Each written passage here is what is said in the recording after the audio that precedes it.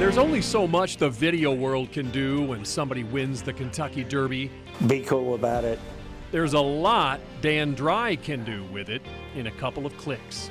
Javier Castellano, winless in 15 tries at the Kentucky Derby, finally gets the roses on Mage.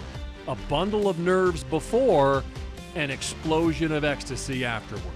But it's this moment right here that tells the whole story. What are you looking for when you're trying to anticipate? Well, the great photos were made when luck meets anticipation. Got to be ready for it, but you got to have a little bit of luck.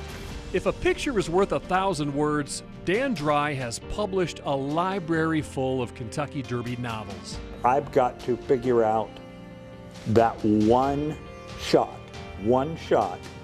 that's going to sum it all up. Entering his 46th consecutive year shooting the Derby, he has captured the moments of euphoria aboard long shots like Rich Strike and Country House, and the moments of pre-race pressure on legends like Seattle Slew.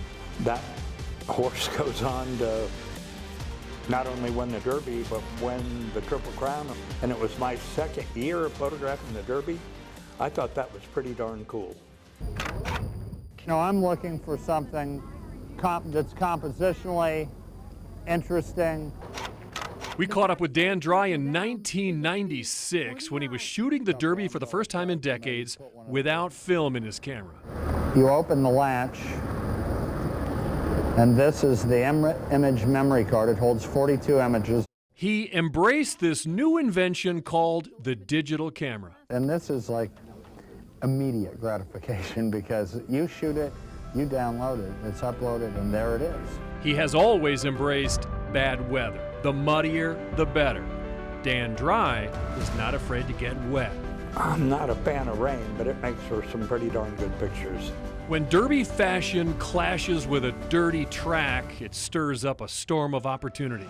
You can see it's blowing up the bottom of the dress. The sand is coming. They're covering their eyes. One frame. Yes, the Kentucky Derby is about colorful fashion and famous people, but Dan Dry would rather point his camera at the ordinary people in extraordinary moments of joy or reflection.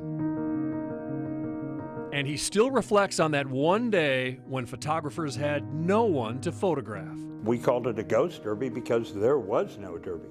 When the pandemic left the Kentucky Derby postponed on the first Saturday in May, Dan Dry did some of his most powerful work.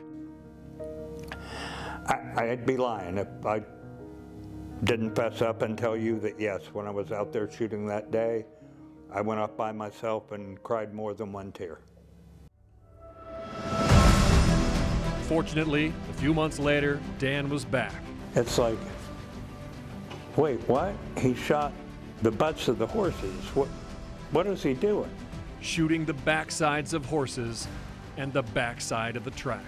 Everybody thinks the best shots at Churchill Downs are in the morning and they're on the backside. I love Agree it. or disagree? I love it. I agree.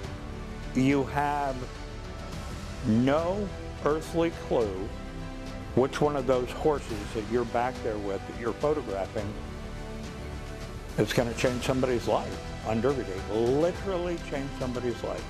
And you see, that is the most beautiful thing about the Kentucky Derby.